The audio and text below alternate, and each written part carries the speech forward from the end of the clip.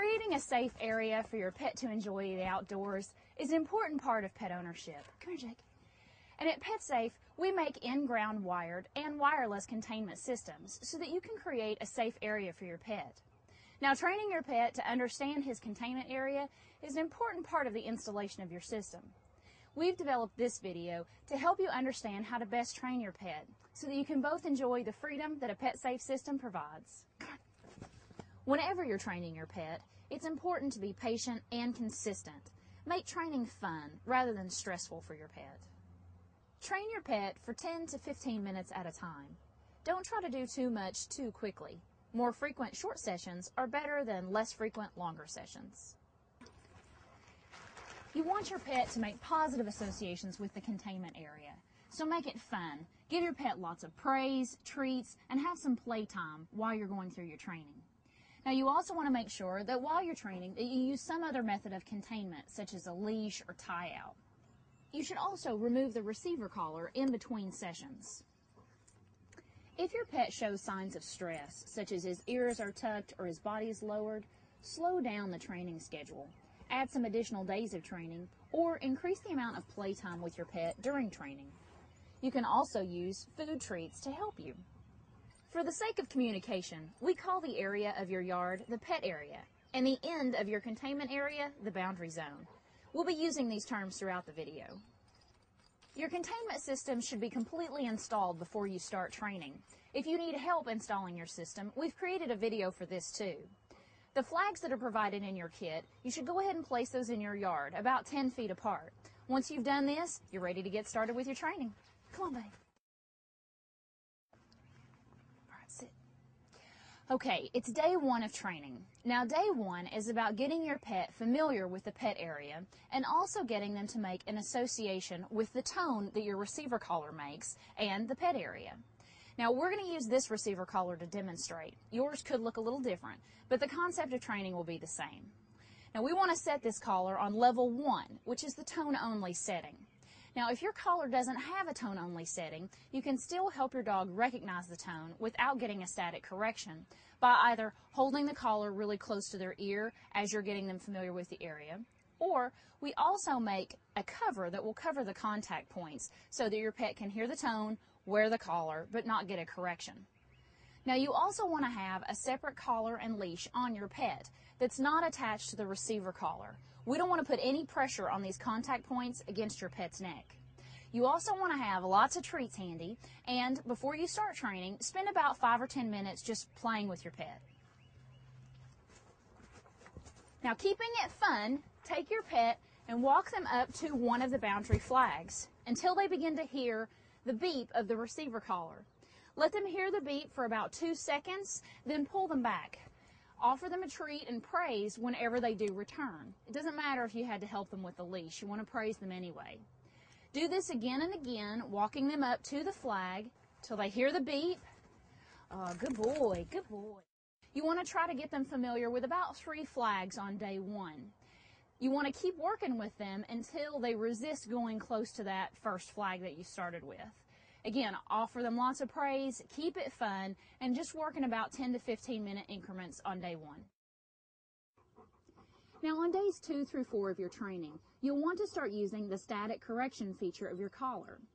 Now, if your collar has multiple levels of correction, we recommend that you start on level 2 and test your pet's recognition of this level. Again, he'll hear the tone and he'll be receiving a static correction. But all pets are different, so they may not even recognize level 2. What you want to do is just pay attention to your pet and be aware of their recognition level. If you don't see any recognition, go ahead and increase the collar to level 3. Now, recognition will be anything from their ears going up, them looking at the ground, or something like this. When you start to see this in your pet, that's the level that you want to train on. So I'm going to put the receiver collar back on Jake. I got it set to a level of correction that he's familiar with, and I'm ready to start training again. Come on, Jake. Let's go. With full control of your dog and the collar set to the level that you've chosen, walk up to the boundary flag. Let your dog get the warning beep, followed by the static correction. When they get corrected, pull them gently back into the containment area and say, "Good dog." Give some praise and a treat. Good boy. Now, if your dog experiences any kind of stress when they get the static, just stop, have some playtime, reinforce the praise using good dog and other treats. And you just want to keep repeating this process of letting your pet get near the flag, hearing the tone, and getting the correction, and pulling them gently back in. And when they come, offer them praise and a treat. Good boy. As you continue your training on days 2 through 4, you want to keep working with your pet until they resist going into the static correction zone. Just like this. Good boy, Jake. Come on. So around days 5 through about 8, your pet should be very familiar with the pet area. They should recognize the static correction and the tone along with the flags and not be attempting to go outside the area. However, when they're in their yard, they're probably going to have some distractions. So you want to test and make sure that they aren't trying to go outside the boundary area when something is distracting them.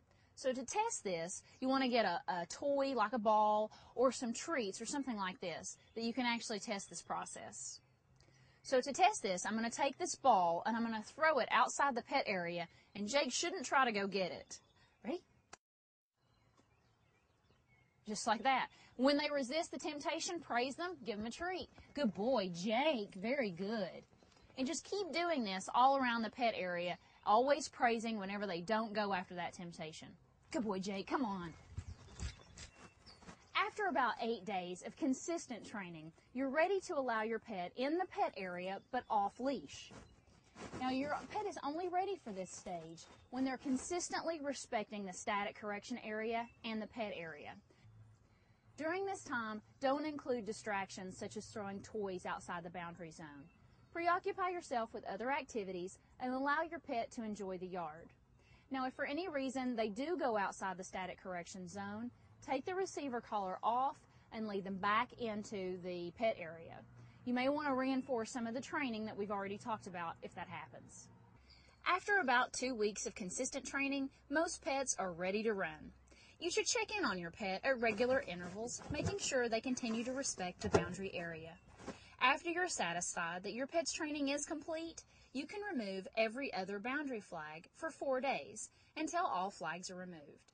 You may want to save your boundary flags for future use. 2 final important points to note. If you're going to take your pet out of the pet area, you want to remove the receiver collar and replace it with a leash. You also want to leave the containment area at the same place every time. This will help your pet associate leaving the containment area with you, the leash, and this specific spot. You may also have to give them a command such as okay or let's go to let them know it's all right to leave. Finally, you want to take the receiver collar off your pet on a regular basis. Just as humans can get bed sores from laying in one place too long, the same can happen with your pet and a collar. So for their comfort and health, take the collar off at least daily. We know you're going to enjoy the freedom that a pet-safe containment system gives you and your pet. If you have any issues with training or installing your system, please call our customer care center. They're standing by to help you. Come on, Jake, let's go.